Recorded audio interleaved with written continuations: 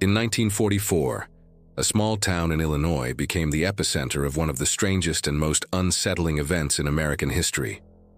Mattoon, a small town of 16,000, hit the news with strange and scary gas attacks. It started on a warm summer night in August. A woman woke up in the middle of the night feeling dizzy and nauseous. She noticed a sweet, sickly smell in the air and saw a shadowy figure outside her window. Panicked, she called for her husband, but by the time he arrived, the mysterious intruder had vanished. Over the next 2 weeks, similar reports flooded the local police department.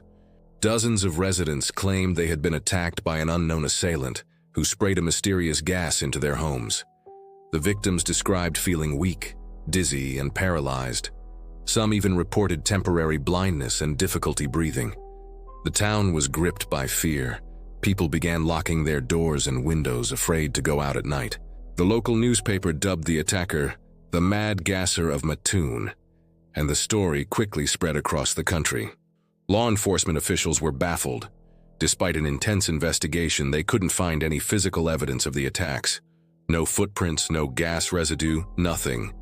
It was as if the Mad Gasser was a ghost, appearing and disappearing at will. As the panic grew, so did the theories. Some believed it was the work of a deranged chemist, while others suspected it might be a secret government experiment gone wrong.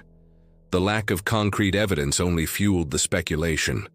But as quickly as the attacks had started, they suddenly stopped.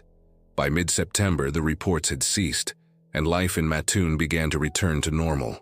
However, the mystery of the Mad Gasser remained unsolved. In the years that followed, experts debated what really happened in Mattoon that summer. Some argued that it was a clear case of mass hysteria, a phenomenon where fear and anxiety spread through a community, causing people to experience physical symptoms with no actual cause. Others, however, insisted that something more sinister had occurred. They pointed to the consistency of the victims' reports and the fact that many of the affected individuals had no prior knowledge of the attacks before experiencing symptoms themselves. To this day, the true nature of the Mattoon gas attacks remains a mystery. Was it a twisted prank, a secret experiment, or simply the product of a town's collective imagination? We may never know for sure.